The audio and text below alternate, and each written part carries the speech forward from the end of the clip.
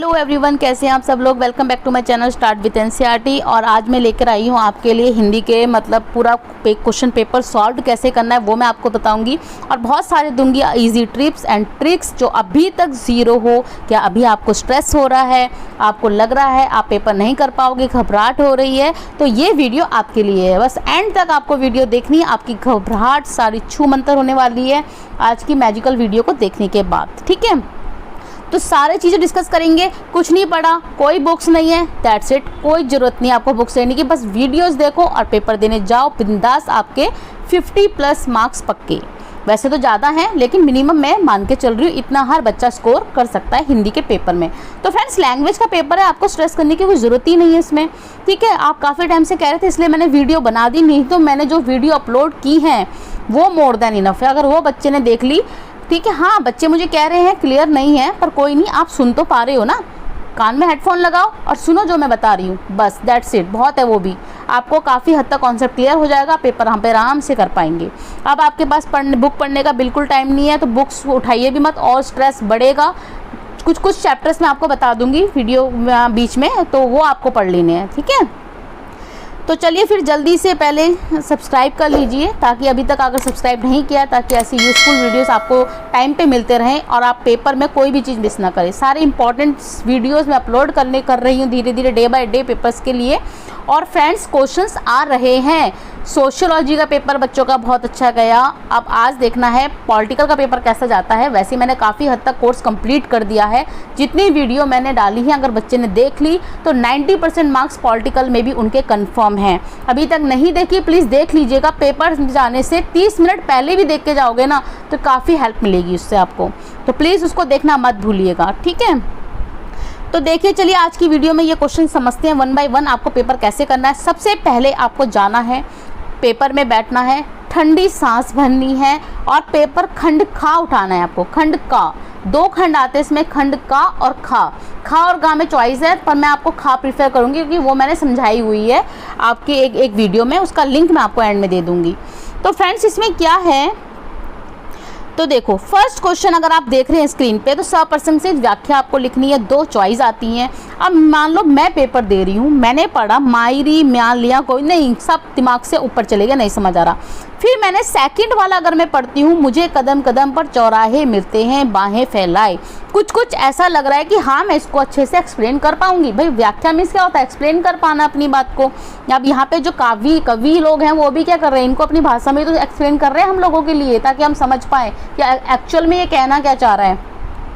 तो देखो, प्रसंग में अगर आप प्रसंग लिखने का तरीका देखो, अगर आपको पता है ये किस चैप्टर से लिया गया, इसका राइटर कौन है, तो आप लिखोगे प्रस्तुत पंक्तियां हमारी पाठ्य पुस्तक हिंदी से लिया गया है, जो कवि इनके द्वारा पाठ इसमें से अवतरित है। आप ये लैंग्वेज लिखना चाहते हो लिख सकते हो, 1 नंबर आपको पक्का मिलेगा।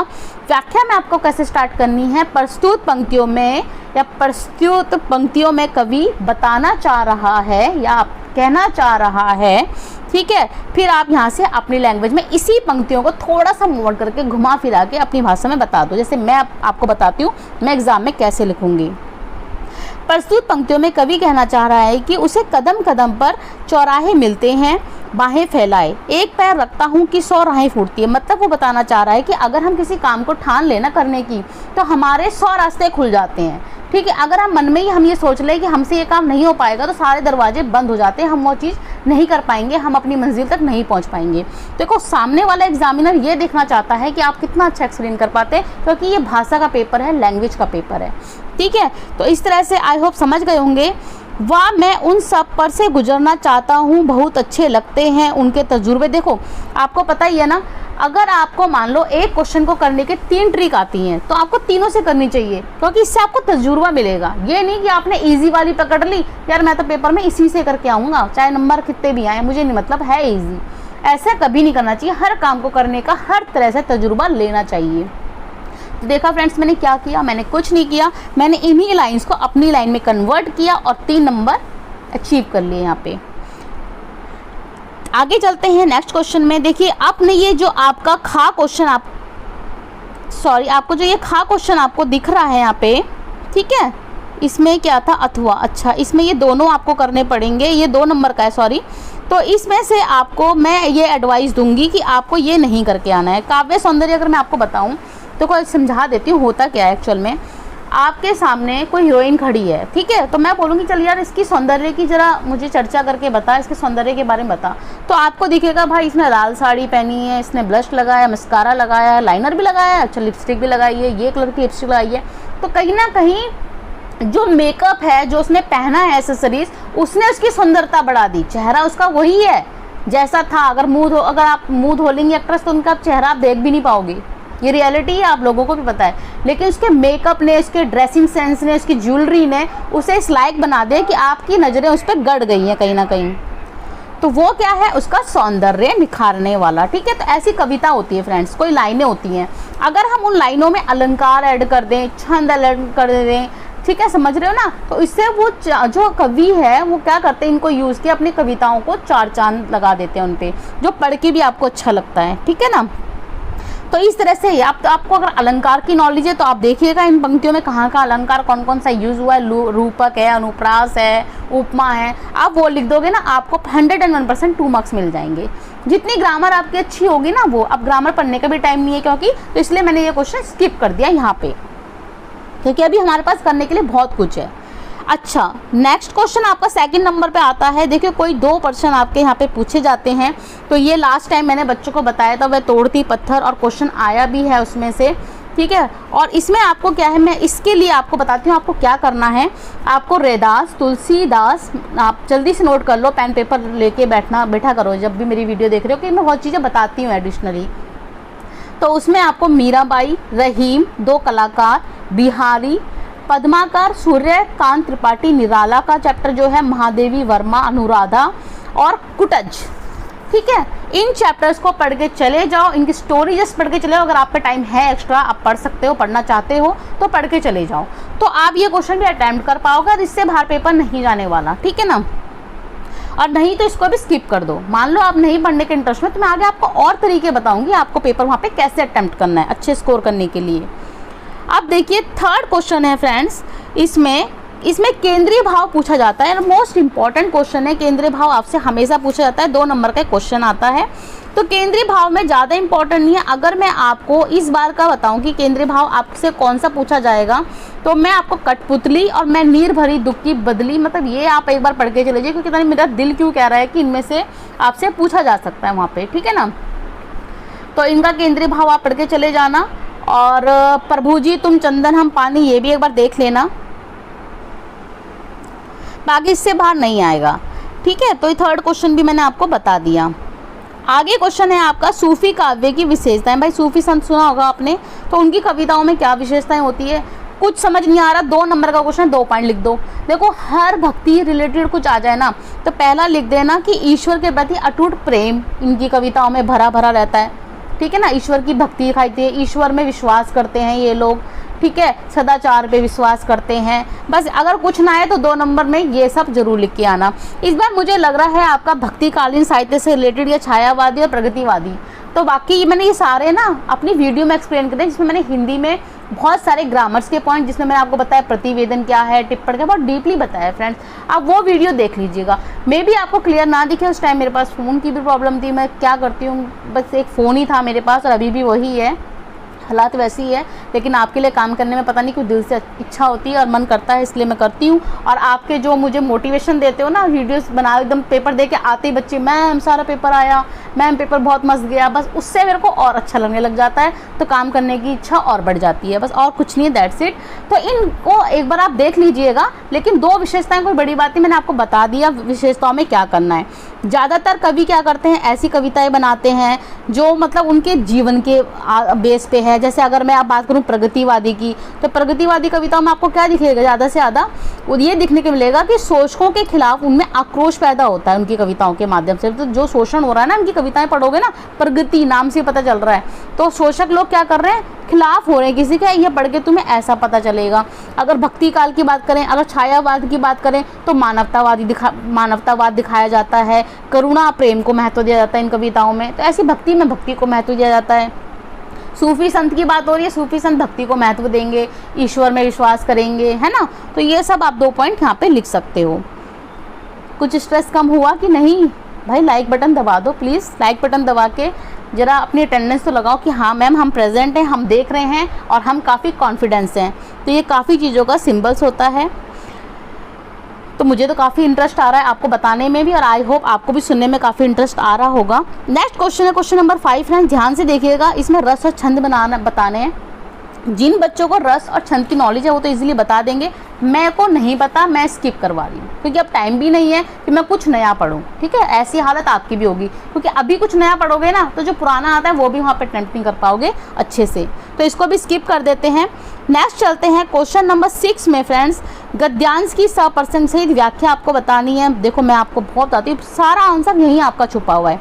अब यहाँ पे क्या था, देखो सार में क्या होता है, बड़े को छोटे में दिखाना, और यहाँ पे क्या करना है, छोटे को बड़े में दिखाना। ठीक है, कैसे मैं आपको बताती हूँ। जैसे यहाँ पे लिखा है फ्रेंड्स, दुख और सुख तो मन के विकल्प हैं, सुखी वह है जिसके मन वश में है, दुखी वह है जिसका मन परवश में है। अब इसमें सप्रसंग तो आप लिख नहीं पाओगे कि कहाँ से ये लिया गया है, क्योंकि मुझे भी नहीं पता, तो मैं सीधा व्याख्या लिख दूंगी और 2.5 से 3 नंबर मुझे वहाँ मिल जाएंगे, अगर डिपेंड करता है मैंने कैसे प्रेजेंट किया है। मैं लिखना चाह रही हूँ, प्रस्तुत गद्यांश में कवि या लेखक, यहाँ पे लेखक आएगा सॉरी, ठीक है, क्योंकि गद्यांश की बात हो रही है, तो लेखक यह बताना चाह रहा है कि सुख और दुख इन दोनों को ना हमारे मन कंट्रोल करता है। अगर हमारा मन हमारे वश में है तो हम सुखी जीवन जिएंगे, अगर मन हमारा कंट्रोल में नहीं है तो हमारा जीवन नीरस हो जाएगा, दुखी हो जाएगा। समझ आ गया। इस पूरी लाइन को मैंने अपनी लाइन में बना दिया। लाइन में आगे, परवश होने का अर्थ है खुशामद करना, दांत निपोड़ना, चाटुकारिता, हाजुरी करना। कहता है मतलब अगर किसी को, हमें ना कभी किसी जी हजूरी नहीं करनी है। ठीक है, इंसान क्या करता है अपने मन की करने के लिए ना, अब जैसे मैं चाहती हूँ कुछ बनना तो मैं चापलूसी करने लग जाऊंगी, मैं डॉक्टर बना डॉक्टर की चापलूसी करने लग गई कि मेरी मत करे। नहीं, ये करने की जरूरत नहीं है। अपने पे विश्वास करो, अपने दम पे आगे बढ़ो, तो वो ज़्यादा बेटर है, वो ज़्यादा अच्छा है। तो इस तरह से फ्रेंड्स आप समझ गए होंगे इस क्वेश्चन में आपको क्या करना है। यहाँ पे आपको मतलब 3 और 5 लाइन दे रखी है ना, तो इसको आपको 8 से 10 लाइन में डीप करके खुल के सामने वाले को समझाना है। जब ये आप लिखने बैठोगे ना, समझ लेना वहाँ पे मैं बैठी हूँ, मैम बैठी है और आप मैम को समझा रहे हो कि ये क्या क्या कहना चाह रहा है। ठीक है ना, ये आपने ही लिखा है, ये आप ही का गद्यांश है। आप मुझे बताओ आप लिखना क्या चाह रहे हो, बोलना क्या चाह रहे हो, मुझे समझ में कुछ नहीं आ रहा। बस ये सोच के करोगे, डेफिनेटली वहाँ पे ये क्वेश्चन बहुत अच्छे से अटेम्प्ट कर पाओगे, क्योंकि जिस चीज़ को हम खुद से करने की कोशिश करते हैं ना, वो बहुत अच्छी होती है। आगे क्वेश्चन है फ्रेंड्स, यहाँ पे ये आपको स्किप करना है, नहीं करना। नेक्स्ट क्वेश्चन आपको जो करना है, देखो ये मैंने आपको चैप्टर बता दिए तो वहाँ से ये हो जाएगा। स्टोरी टाइम है तो पढ़ लेना, नहीं तो स्किप कर दो। ज़्यादा से ज़्यादा 8-10 नंबर के क्वेश्चन छूटेंगे, कोई इतनी बड़ी चीज़ नहीं है, नॉट अ बिग डील। हमें आगे पेपर पूरा अटैम्प्ट करना है, हमारे हाथ में 70 नंबर का पेपर है भाई, हमें वो अच्छे से अटैम्प्ट करना है, ये सोच के चलना वहाँ पे। ठीक है, इसके बाद कौन सा क्वेश्चन आपको अटैम्प्ट करना है। देखिए फ्रेंड्स, यहाँ पे जो एक क्वेश्चन है 9 और 10 क्वेश्चन, ठीक है, और 11 क्वेश्चन, ये 3 क्वेश्चंस ना मैंने आपको बहुत अच्छे से करा रखे हैं। जो मैंने हिंदी की प्रीवियस वीडियो डाली थी, मैं लिंक दे दूंगी सबका एंड में, आपको डोंट वरी, आप टेंशन मत लीजिए। तो वहाँ पे मैंने क्वेश्चन बोले हैं, वहाँ पे आंसर भी शो किया है। अगर आपको करेक्ट दिख रहा है थोड़ा बहुत, मैंने आई थिंक कुछ क्वेश्चन मैंने बोले भी हैं, तो आंसर उनके डिस्कस भी किए हैं, तो आप एक बार देख के चले जाना।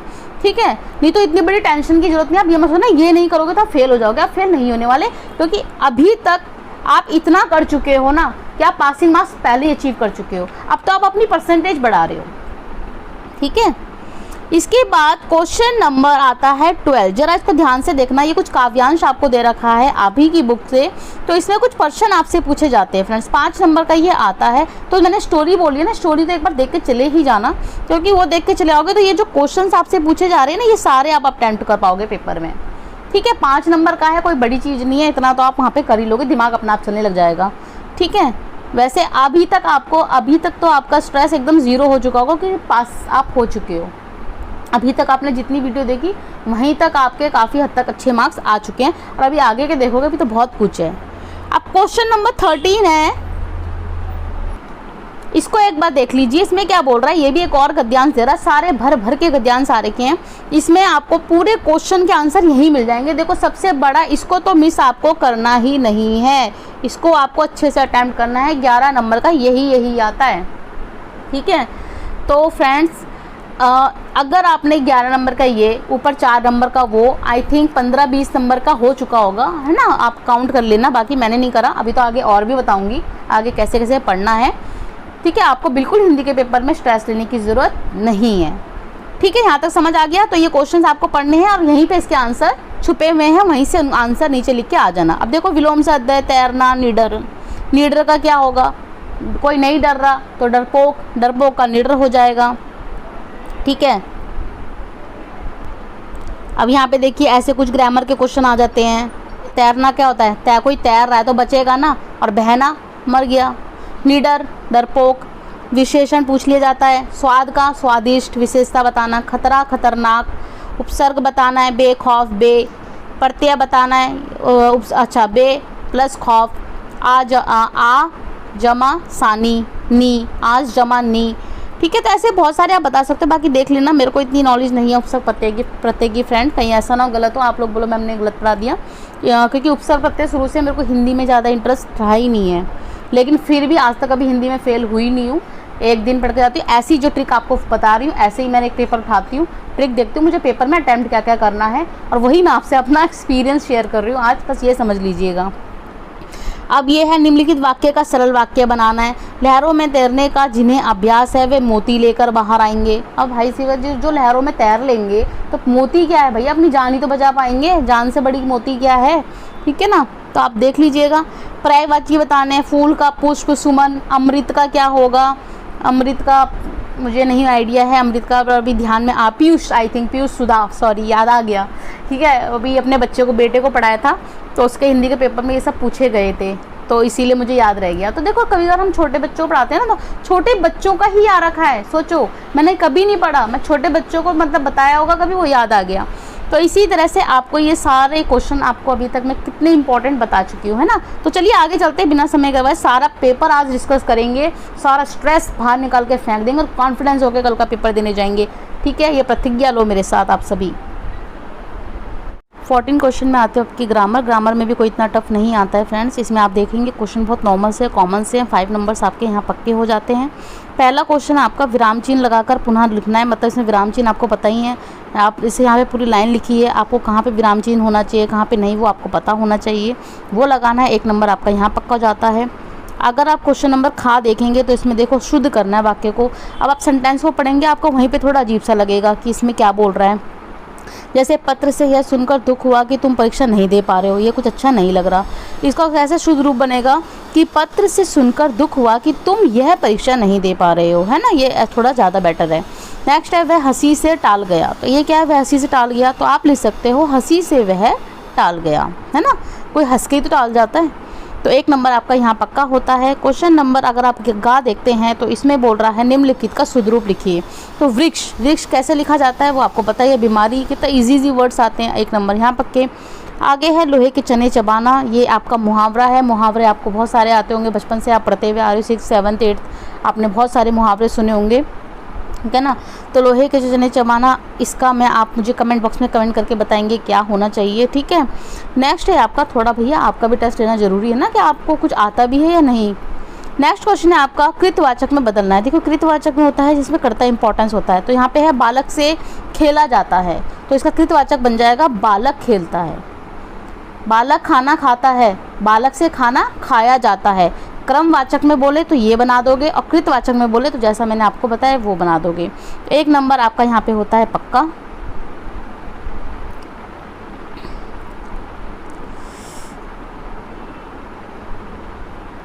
आगे चलते हैं क्वेश्चन नंबर 15। अगर आप देखेंगे प्रतिवेदन लेखन, ये आपको नहीं करना है, इसका अथवा वाला आप देखना। सार लिखना है आपको उपयुक्त शीर्षक के साथ। तो देखिए सबसे इजी यही आपको पड़ेगा।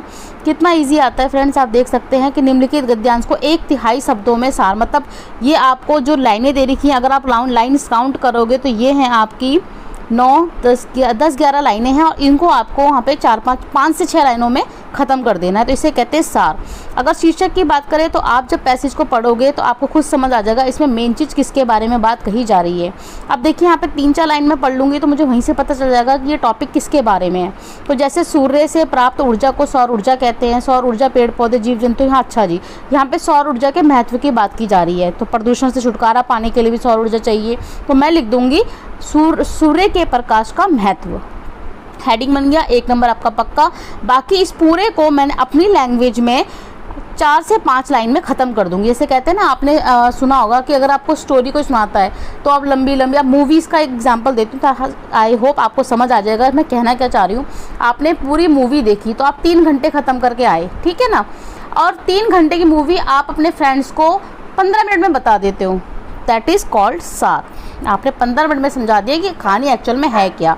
तो यहाँ पे आपको कुछ ऐसे ध्यान में रखना है, ठीक है। तो 4 नंबर आपके होते हैं यहाँ पे पक्के। उसके बाद आप क्वेश्चन करोगे, क्वेश्चन नंबर 16, इसको आपको बिल्कुल नहीं छोड़ना है, बहुत ईजी क्वेश्चन है फ्रेंड्स। एक निबंध आपको लिख के आना है। निबंध बच्चों की तरह मत लिख के आ जाना, पूरा मतलब कहानी की तरह भर दिया। निबंध का भी एक रूल होता है, जैसे पहले आपका प्रदूषण आ गया तो पहले आप बताओगे प्रदूषण का अर्थ क्या होता है, प्रदूषण कितने प्रकार के होते हैं, प्रदूषण फैलने के कारण क्या है, आप क्या क्या सजेस्ट करोगे प्रदूषण को रोकने के लिए। तो इस वे में आपको सारा निबंध बताना है, ठीक है। तो 8 नंबर आपके कहीं नहीं गए। तो यहाँ से नेक्स्ट क्वेश्चन है आपका क्वेश्चन नंबर 17, भाव पल्लवन। मैं आपको पहले भी बता चुकी हूँ फ्रेंड्स, भाव पल्लवन क्या होता है, मोस्ट इंपॉर्टेंट क्वेश्चन है। भाव पल्लवन मीन्स होता है अपने मतलब किसी भी बात को ना विस्तार से बताना, ताकि सामने वाले को आप सेटिस्फाई कर दो, सामने वाला कन्विंस हो जाए आप कहना क्या चाह रहे हो। अब मान लो यहाँ पे मैं एग्जांपल देती हूँ, यहाँ पे 2 आपको सेंटेंस देंगे, करत करत अभ्यास के जड़मती होत सुजान, है ना। तो ये देखो, ये भी आपका कालिदास के लिए ये चीज़ बोली थी कि कोई भी चीज़ अभ्यास, अब देखो ये पढ़ के तो समझ नहीं आ रहा ना, आपका दोस्त आपके सामने खड़ा है, आपने उसे बोल दिया करत करत अभ्यास के जड़मती होत सुजान, वो कह रहा पता नहीं क्या बोल रहा है यार। अब इसको आप भाव पल्लवन में कन्वर्ट कर दोगे कि भाई मेहनत करता चल, एक ना एक दिन तेरे को फल जरूर मिलेगा, ठीक है। जैसे एक रस्सी होती है ना, कालिदास जी की बुद्धि कब जगी थी, उनकी हेडलाइट कब जगी थी, जब उन्होंने देखा था कि कोमल सी रस्सी एक पत्थर को, जो कठोर पत्थर है उसको भी काट देती है अगर अपने में आती है, ठीक है। तो इस तरह से आप इसको समझा सकते हो। तो अपनी बात को समझाना ताकि सामने वाला सेटिस्फाई हो जाए, उसे हम भाव पल्लवन कहते हैं। अब आपको ज़्यादा अच्छे से समझ आया होगा भाव पल्लवन क्या है, तो आप बता भी पाएंगे। भाव पल्लवन का अर्थ आप कैसे बताएंगे कि भाव पल्लवन में होता है विस्तार करना, मतलब ये तब तक करना होता है जब तक कि सामने वाला या लेखक अपना मूल जो वो कहना चाह रहा है उसको पूरी तरह से स्पष्ट नहीं कर लेता, अपनी बात को स्पष्ट नहीं कर लेता। सेकंड वाला भी इजी है, अहंकार पतन का कारण है। भैया अहंकार नहीं करना चाहिए, अहंकार करोगे तो एक ना एक दिन अंत होगा ही होगा। जब जैसे रावण जैसे विद्वान का अंत श्री राम के हाथों हो गया था, उसका भी एक मेन कारण था अहंकार, अहंकारी बहुत था, ठीक है ना। तो अपना आपको नॉर्मल रखो, कॉमन मैन की तरह रहो, अपना आपको ज़्यादा सुपीरियर मत दिखाओ, सबकी सेवा करो, इंसान को इंसान समझो, ठीक है ना। जानवर ना बनो और ना दूसरे को समझो। तो 3 नंबर यहाँ आपके पक्के होते हैं। नेक्स्ट क्वेश्चन आपका क्वेश्चन नंबर 18 देखिए, नेमी टिप्पण से आप क्या समझते हैं। तो देखिए टिप्पण भी मैंने आपको समझाया था फ्रेंड्स, जो टिप्पण होता है वो क्या होता है, मोस्ट इंपॉर्टेंट है टिप्पण, क्योंकि क्वेश्चन ये पूछ लिया जाता है कई बार पेपर में। तो देखो टिप्पण और टिप्पणी में ज़्यादा अंतर नहीं है। टिप्पणी में किसी विषय पर ना अपने विचारों को संक्षेप में बताना होता है, मतलब आपने अपने विचारों को थोड़े में बता दिया। मैंने अभी मूवी का बताया था ना, पूरी मूवी को थोड़े में बता दिया, वो आपकी हो गई टिप्पणी कर दिया आपने, ठीक है ना। और टिप्पण होता है इसको खास तौर पे ना सरकारी दफ्तरों में अफसर और कर्मचारियां जो होते हैं वहाँ के, वो आपस में बातचीत में प्रयोग करते हैं। जैसे कि कृपया करके ये फाइल वहाँ ले जाई जाए, कुछ एग्जांपल मैं आपको दे रही हूँ ताकि आपको समझ आ जाए मैं बोलना क्या चाह रही हूँ। आपने देखा कि अनुमोदन के लिए प्रस्तुत है, या आवश्यक कार्यवाही कर दी गई है, या इस तरह के सेंटेंस बोलते हो ना वहाँ पे। देखो अब आप ऑफिस में काम कर रहे हो, ऐसे तो बोलोगे नहीं चल निकल ये फाइल लेके वहाँ पे जा, नहीं बोलोगे ना। तो इसको हम टिप्पण कहते हैं। तो आप वहाँ पे कायदे से बोलोगे, ठीक है ना, कि ये तो नहीं बोलेंगे हाँ तूने जो बोला था हाँ ठीक है हमने कर लिया, नहीं। आप यहाँ पे बोलोगे आपका जो प्रस्ताव है स्वीकार किया जा सकता है, ये स्वीकार कर लिया गया है, ठीक है ना। तो इस तरह से टिप्पण कहते हैं। आप देखिए टिप्पण 2 प्रकार के होते हैं, एक नियमित टिप्पण और एक होता है अन्य। जो नियमित जो टिप्पण होता है वो अलग, इतना इंपॉर्टेंट नहीं है। आपका नियमित टिप्पण यहाँ पे पूछा गया है, मैं वही आपको बता देती हूँ। तो नियमित टिप्पण जो होता है वो उसका अगर डेफिनेशन आप लिखोगे तो आप इस तरह से लिखोगे कि नियमित टिप्पण सामान्य विचार विमर्श और चर्चा से जो मतलब संबंधित होता है, उस टिप्पण होता है, उसे कहते हैं। मतलब छोटी मोटी बातों के लिए लिखा जाता है। इसका मेन उद्देश्य मामलों को निपटाना व ऊपर के अधिकारियों के लिए विचार विमर्श को सुविधाजनक बनाना है, ठीक है ना, ताकि ऊपर वाला भी समझ पाए कि हम बोलना क्या चाह रहे हैं। तो शॉर्ट में लिख देना अपनी बात को। अब मान लो एट अ टाइम आपको कुछ देना है, पोस्टमैन है, जैसे कि पोस्टमैन का एग्जाम्पल मैं लेती हूँ। वो क्या करता है, किस विभाग से संबंधित है, क्या है, शॉर्टकट में लिखता है जो उसको समझ आ जाए, वो अपना काम कर पाए और सामने वाला भी समझ जाए कि बंदा लिख क्या रहा है, उसे हम टिप्पण कहते हैं। आई होप आपका ये क्वेश्चन क्लियर हो गया होगा। नेक्स्ट क्वेश्चन है आपका फ्रेंड्स, क्वेश्चन नंबर 19 है। यहाँ पे देखो एक पत्र आता है आपका 4 नंबर का। तो पत्र लिखना, आई होप आप 12th में हो तो पत्र लिखना आप बहुत अच्छे से जानते ही होगे कैसे पत्र लिखा जाता है। तो आप एक बार पत्र का कोई भी एक फॉर्मेट देख के चले जाइएगा पेपर में। तो यहाँ पे आपका मेन जो पत्र है वो आपका सरकार के कार्यालयीय पत्र आ रखा है, तो एक बार देख के चले जाइएगा। वो फॉर्मेट आपको पता होना चाहिए, लिख के वहाँ पर आपको अपनी लैंग्वेज में ही आना है, ये आपको याद रखना है, ठीक है। तो यहाँ पे देखिए 4 नंबर आपके ये पक्के होते हैं। क्वेश्चन नंबर 20 जो है आपका है फ्रेंड्स, इस क्वेश्चन को जरा देख लीजिए। यहाँ पे क्या है, वृक्ष आलेख द्वारा प्रदर्शित करना है। इसको आपको पता ही होगा वृक्ष आलेख क्या होता है, ठीक है। बचपन में आपने, आपके घर में अगर छोटे बच्चे हैं तो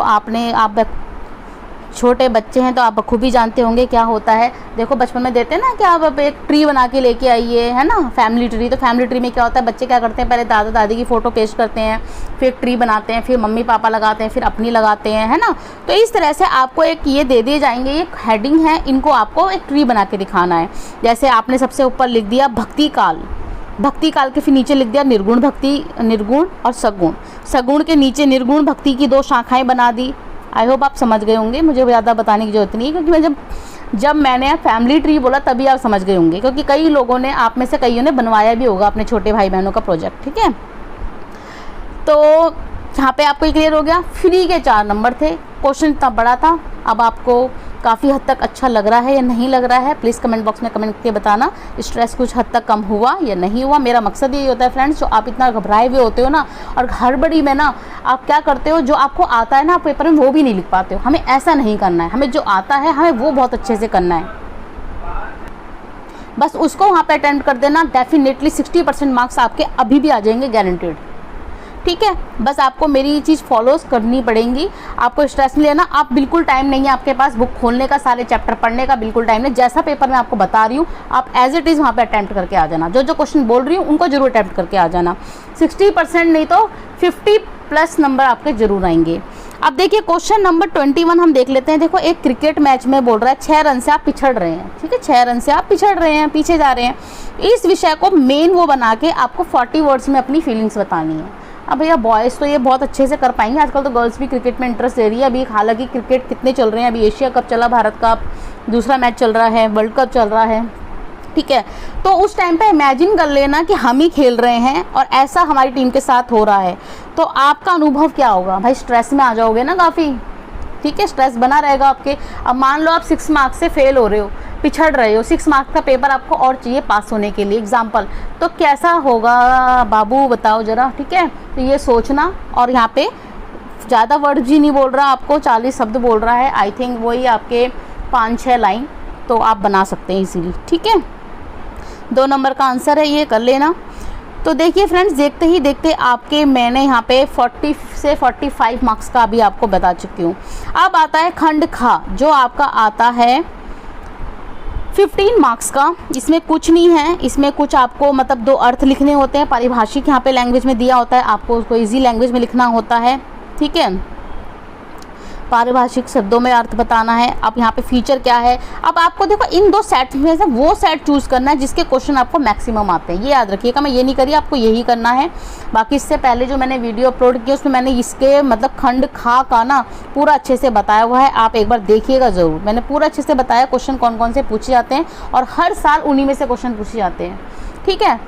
और इसमें क्या है, आपके मेन जैसे मेरे को 2 क्वेश्चन इसमें दिख रहे हैं मुझे आते हैं, एक खा वाला और एक 24 वाला। मैं अपनी बता रही हूँ, मुझे सारे आते हैं, पर मैं मान के चल रही हूँ मैं एक स्टूडेंट हूँ, तो मैं ये बता सकती हूँ कि रेडियो टेलीविज़न में जो समाचार आते हैं उसमें डिफरेंस क्या है। देखो पहली बात तो रेडियो क्या है, वो सिर्फ क्या हो सकता है, आप उसको सिर्फ सुन सकते हो, लेकिन टेलीविज़न में देख भी सकते हो, सुन सकते हो। पहला डिफरेंस ये होता है, यहाँ पे तुम्हारी 1 इंद्री यूज़ हो रही है, तो वहाँ पर आपकी 2 इंद्री यूज़ हो रही है, ठीक है।